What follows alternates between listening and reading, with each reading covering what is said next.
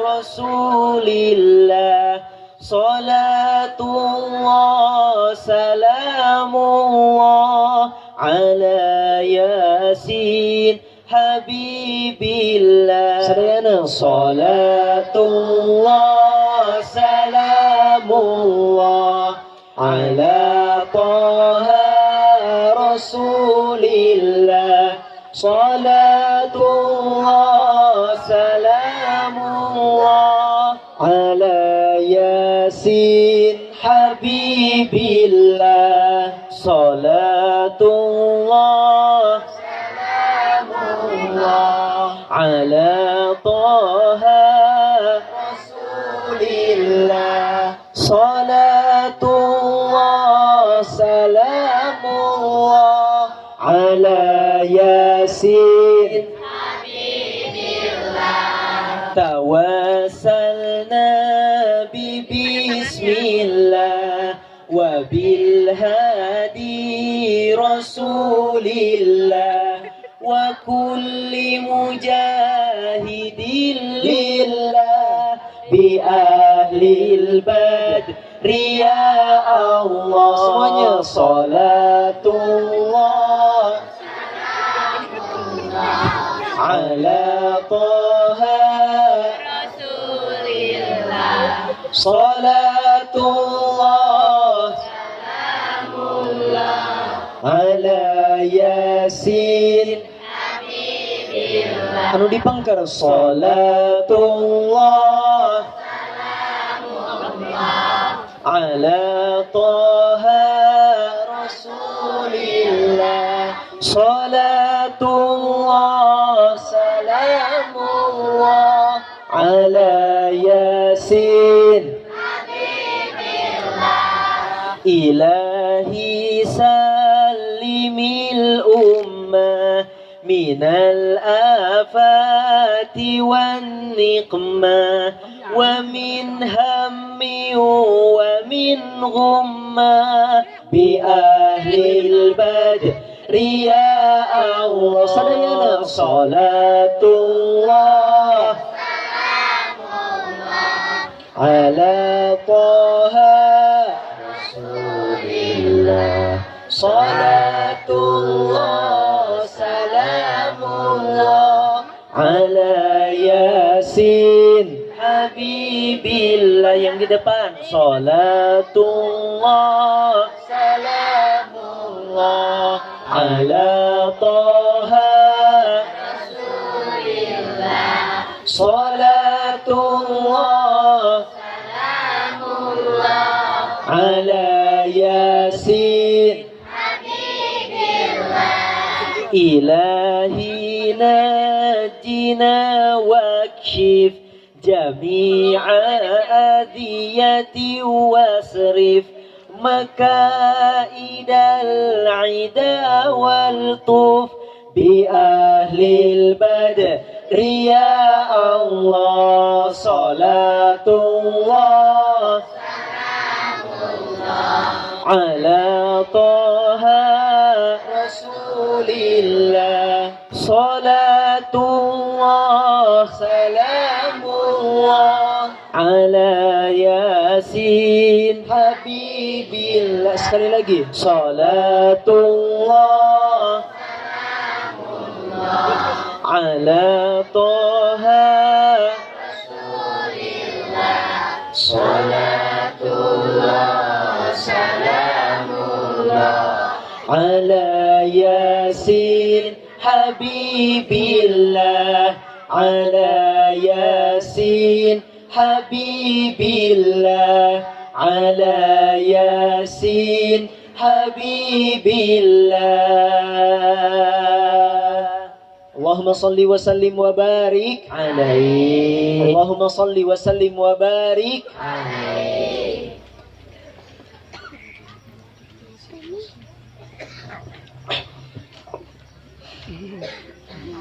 Jamaah semuanya apa kabar, sehat?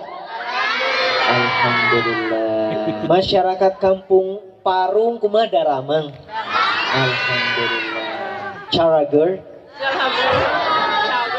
Alhamdulillah. Alhamdulillah Ini untuk kesekian kalinya Ilal bisa ke Kampung Parung ya Bu? Laras? Laras. Sebelum-sebelumnya bahkan dulu ya Bu, waktu Ilal masih kecil pernah ke sini? Pernah ketemu sama ibu-ibu juga? Ya, masih ingat ya Bu. Dulu Ilal masih kecil Bu. Sekarang udah ganteng ya. Kalau dulu Bu masih ololeho ya Bu. Sekarang udah pemuda. Berarti kalau Ilal dulu kecil sekarang pemuda, ibu-ibu dulu ibu-ibu sekarang nini. Kalau dulu itu waktu Ilal ke sini masih jomblo. Namun kalau sekarang alhamdulillah ya masih jomblo juga. Alhamdulillah Allah masih memberikan kita sehat, masih memberikan kita umur. Yang mana mungkin yang dulu ketemu Ilal sebelum-sebelumnya sekarang gak bisa ketemu lagi, udah dipanggil Allah. Tapi ibu alhamdulillah tiasa patepang deuinya Bu. Alhamdulillah. Sekarang kita bersyukur bersama, bahagia bersama melihat pengantin baru yang bahagia.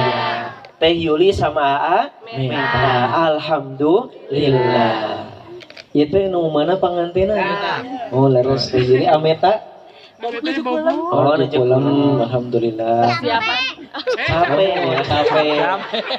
Laras nih. Pengantin mana biasanya jantan pajangan kan, dipoto sasalaman jantan capek. Nanti teteh juga kalau nikah ngerasain teh. Amin gitu. Amin. Kalau Teh Yuli sama Ameta alhamdulillah udah sah, udah halal. Kapan teh halalnya tadi? Tadi.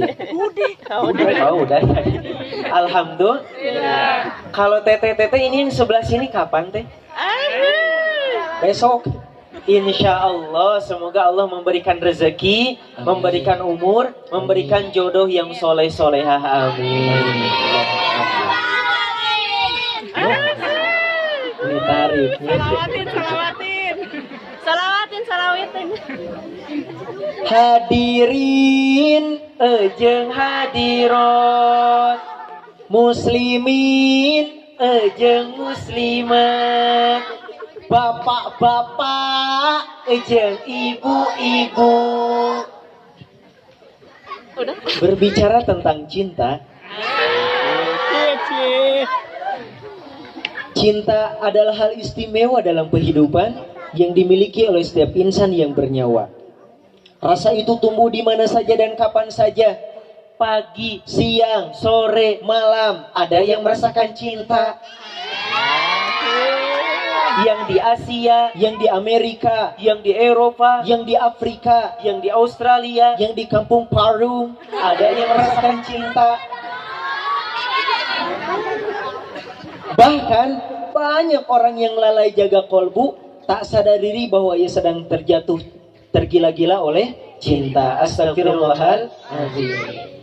Sang Hujjatul Islam Abu Hamid Muhammad bin Muhammad Al-Ghazali Al-Tusi Al-Syafi'i, atau yang sering kita kenal dengan Imam Al-Ghazali rahimahullah, di dalam kitabnya Al-Mursyidul Amin fi Makarimi Akhlaqi Rasul Karim sallallahu alaihi wasallam disebutkan bahwa cinta, apa sih itu arti cinta?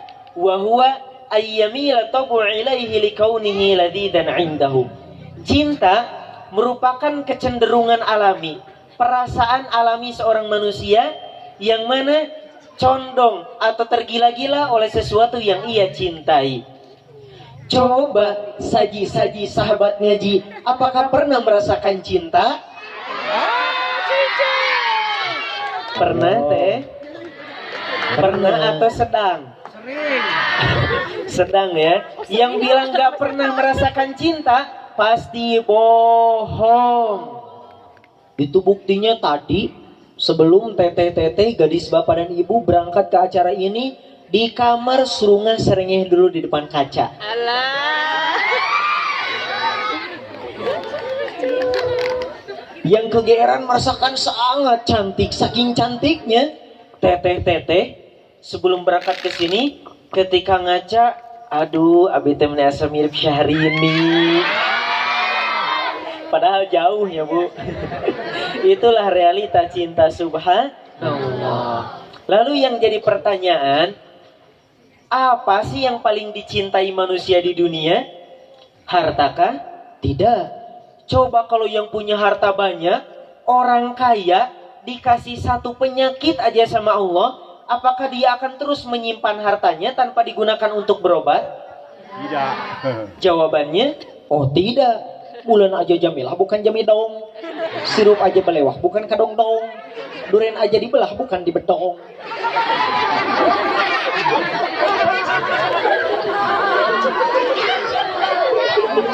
Lalu apa sih yang paling dicintai manusia di dunia? Imam Al-Ghazali berkata, wa'lam anna ahabbal asya'i ilal insani dawamu nafsi. Ketahuilah bahwa hal yang paling dicintai oleh manusia di dunia adalah kelangsungan hidupnya. Naon bu? Kelangsungan hidupnya. Hidupnya, nyawanya. Itulah hal yang paling dicintai oleh manusia di dunia. Coba kita buktikan. Demi kelangsungan hidup, demi terus bisa hidup, orang rela mengorbankan hartanya yang begitu banyak. Ketika sedang sendiri, di jalan yang sepi, pakai mobil Lamborghini, harganya 9M, pakai jam tangan mewah, 50 juta, bawa uang banyak, 100 juta, tiba-tiba ada 3 orang begal.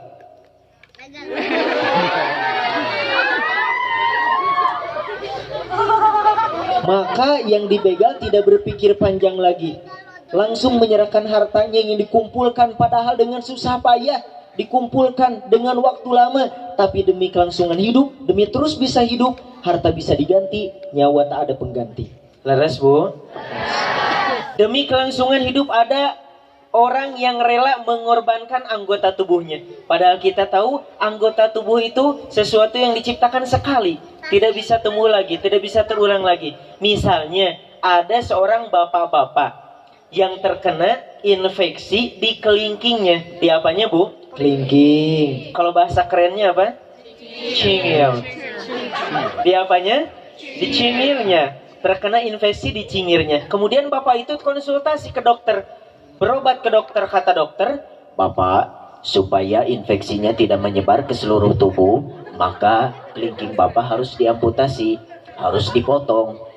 Kira-kira bapak tersebut pilih kelingkingnya gak diamputasi, gak dipotong, kemudian infeksinya menyebar ke seluruh tubuh, bahkan ke organ dalamnya, ke hatinya, ke jantungnya, ke paru-parunya, atau kelingkingnya dipotong, diamputasi, kemudian nyawanya selamat. Kira-kira bapak tersebut pilih yang mana? Diamputasi. Akhirnya kelingking pun hilang, yang penting nyawa tidak melayang. Leres bu? Leres. Demi kelangsungan hidup, sampai ada orang yang rela menggadaikan keimanannya, mengorbankan agamanya. Ini bukan menggadaikan motor lagi, bukan menggadaikan laptop, tapi menggadaikan keimanannya, rela keluar dari Islam demi terus bisa hidup. Banyak kejadian seperti itu. Misalnya pernah terjadi di Garut dulu, sudah lama ya. Ada sebuah kampung yang rata-rata masyarakatnya pembuat boboko. Ibu terang boboko? Kuninga boboko? Do you know boboko? Yes. Boboko itu tempat kejo. Terus bu? Jadi boleh dikatakan rata-rata masyarakat di kampung itu miskin karena penghasilannya, mata pencariannya hanya mengandalkan dari membuat boboko atau bakul. Nah datanglah misionaris. Yang datang siapa bu? Misionaris. Kalau dalam agama Islam ada da'i, ada mubalik, orang yang menyeru kepada kebaikan, menyeru kepada Islam.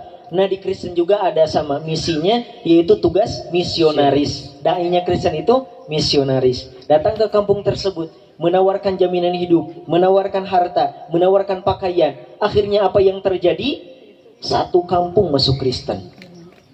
Bukan satu orang, dua orang, satu kampung masuk Kristen. Demi terus bisa makan, demi mendapat uang, demi bertahan hidup. Namun alhamdulillah sekarang kampung tersebut sudah diislamkan kembali. Alhamdulillah. Demi kelangsungan hidup, ada orang yang rela mengorbankan kelangsungan hidupnya juga. Ingin hidup tapi mengorbankan kehidupannya. Ingin selamat tapi mengorbankan keselamatannya. Misalnya ketika malam sepi, sunyi, gelap gulita, keteyep, gajleng, maling bu, mencuri. Kalau bahasa kerennya apa? Mencuri. Madog. Padahal kalau ketahuan itu bisa digebugin sama masyarakat sampai mati leres tuh bu. Ingin selamat tapi mengorbankan keselamatan. Kalau kita teruskan berbicara tentang cinta akan sangat panjang. Karena seorang pakar cinta berkata bahwa cinta merupakan 5 huruf yang membuat masalah tidak ada ujungnya. C-I-N-T-A.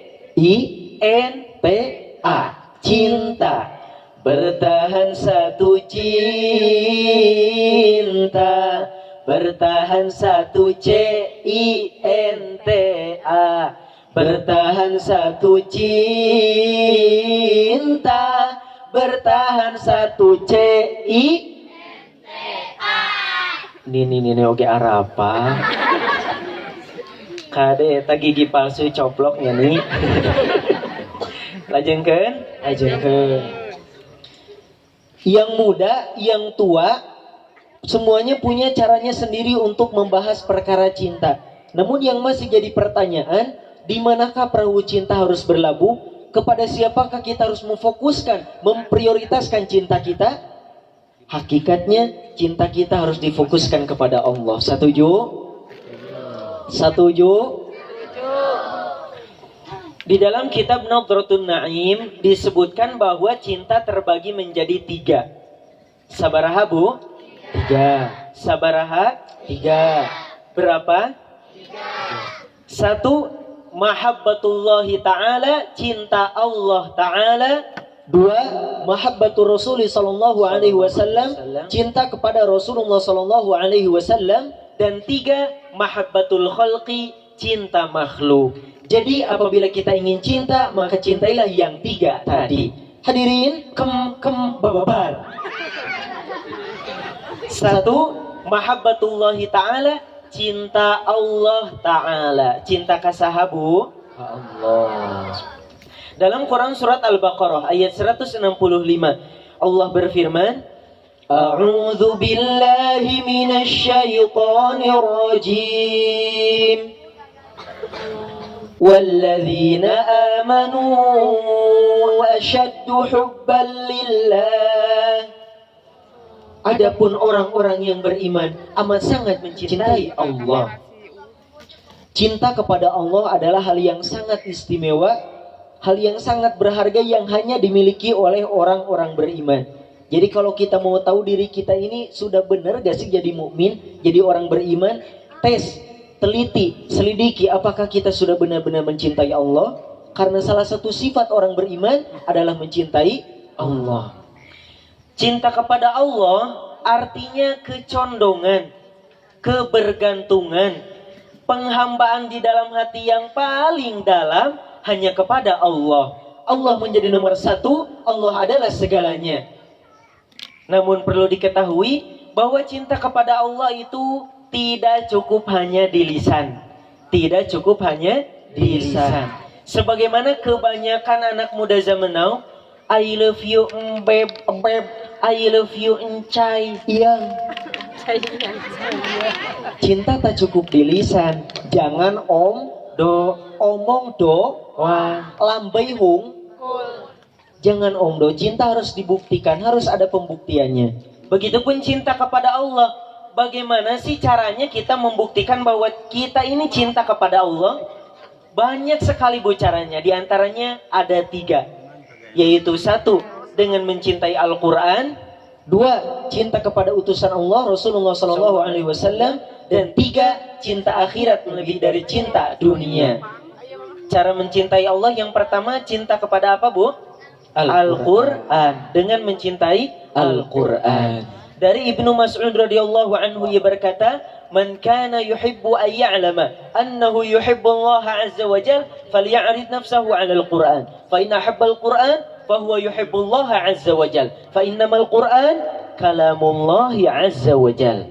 Sayyidina Abdullah bin Mas'ud radhiyallahu anhu berkata, barang siapa yang ingin mengetahui dirinya apakah ia mencintai Allah atau tidak, hendaknya ia memeriksa kecintaan dirinya terhadap Al-Quran. Terhadap naon bu? Al-Quran. Apabila ia mencintai Al-Quran, maka ia mencintai Allah. Karena sesungguhnya Al-Quran adalah kalamullah. Bu, jadi rumusnya kalau kita ingin memeriksakan cinta kepada Allah, salah satunya dengan memeriksakan hati kita. Apakah kita cinta Al-Quran? Hari ini saja Bu, apakah kita sudah membaca Al-Quran? Apakah kita sudah mendengarkan ayat suci Al-Quran? Apakah kita sudah mengamalkan ayat suci Al-Quran? Di ibaratnya, kalau dulu mungkin ibu-ibu ketika mendapatkan surat, leres deh Bu. Kalau ibu kan zaman dulu sebelum ada WhatsApp, Messenger dan lain-lain, itu kalau mau mengirimkan sesuatu kepada orang yang kita cintai, ngirim surat, leres deh Bu. Susuratan. Ngirim I love you aja baru nyampe sebulan, leres deh Bu. Kalau sekarang TTTTA pakai apa? Pakai WhatsApp ya, pakai WhatsApp cepet gitu, pakai WhatsApp. Ketika ada pesan masuk dari orang yang sangat kita cintai, dan tentu isi pesannya itu larangan atau perintah. Apa isi pesannya? Larangan atau perintah. Karena kasih sayang. Misalnya, ibu-ibu nge-SMS ke bapak, sayang, jangan begadang ya, ntar kamu sakit. Pret. Pasti karena bentuk kasih sayang, ada ajakan atau larangan. Begitupun surat dari Allah, ayat suci Al-Quran. Ketika mendapatkannya, pasti kita selalu ingin membukanya lagi, dibaca lagi, membukanya lagi, dibaca lagi, membukanya lagi, dibaca lagi. Karena surat itu dari siapa Bu? Dari Allah. Ayat suci Al-Quran dari Allah. Itu surat kasih sayang dari Allah.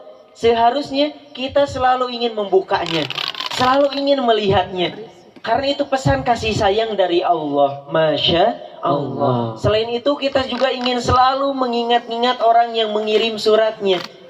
Orang yang mengirim suratnya, pengirim suratnya yaitu Allah. Rasulullah SAW bersabda, "Man ahabba syai'an aktsara min dzikrihi." Barang siapa yang menyukai sesuatu, maka ia akan sering menyebut-nyebutnya.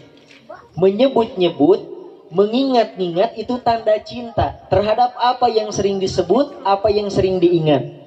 Misalnya, AAA sama bapak-bapak di Kampung Parung sering sekali membicarakan masalah bola. Di rumah nonton bola, selesai pertandingan update status tentang bola. Ke warung beli kopi dan rokok sampai nyaga warung ngobrol bola. Di radio, di televisi, di handphone nyari berita tentang bola. Bahkan sampai makan pun sama bola, bakso, karena berbentuk bola. Nah berarti bapak dan ayah yang seperti itu cinta bola. Atau misalnya ade-ade ya Bu, ujang-ujang, perhatiin aja ujang-ujang. Ujang-ujang kalau lagi suka lang-layangan itu gak pagi, gak sore, isuk jedur, tepin ka magrib jedur, nih nu dibeberik nate naon Bu? Lang-layangan, hayo. Uwi sakola, gentos acuk, dialungkeun, langsung lumpat memerik naon Bu? Lang-layangan deui. Nyungkeun artos ka ibu, ka bapak, kanggo meser naon? Lang-layangan deui. Lieur tuh Bu? Kan we sing rezeki nanya Bu. Begitulah ade-ade ya Bu, ketika suka lang-layangan, pikirannya, tenaganya, waktunya, semuanya dikorbankan untuk lang-layangan, untuk hal yang ia sukai. Begitupun orang yang cinta kepada Allah, setiap hari, setiap waktu ia rajin berzikir, suka bersolawat, hobi mendengarkan tausiah, rajin membaca Al-Quran. Orang yang seperti itu sungguh mencintai Allah dan Rasulnya. Masya Allah. Dan semoga kita semua termasuk orang yang mencintai Allah. Amin ya Rabbal Alamin. Telanya Bu. Mangga.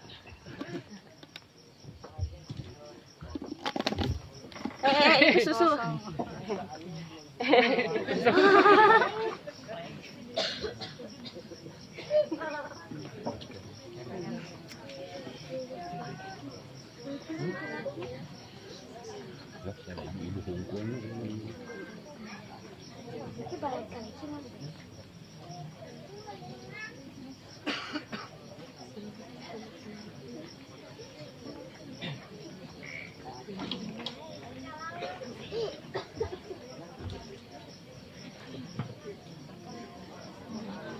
Malah ngomongkeun hayangnya. Anjir.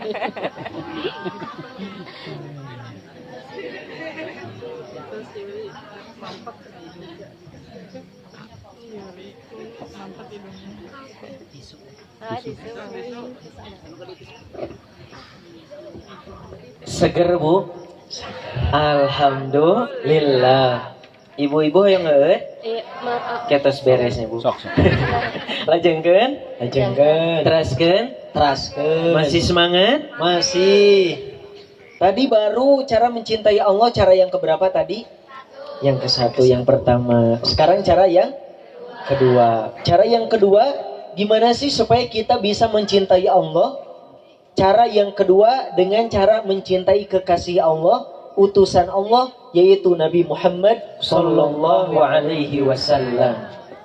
Dalam Quran surat Ali Imran ayat 31, Allah berfirman, A'udzu billahi minasy syaithanir rajim. Qul in kuntum tuhibbunallaha fattabi'uni yuhibbukumullah wa yaghfir lakum dzunubakum wallahu ghafurur rahim. Katakanlah Muhammad, jika kau mencintai Allah, ikutilah aku. Niscaya Allah akan mencintaimu dan mengampuni dosa-dosamu. Dan Allah Maha Pengampun lagi Maha Penyayang. Jika ingin ridho Allah, ikutilah jejak Rasulullah. Jadikan ia sebagai contoh. Beriman dengan kokoh, tidak mudah roboh. Berpikir tidak bodoh, bertindak tidak ceroboh, berbuat tidak senonoh.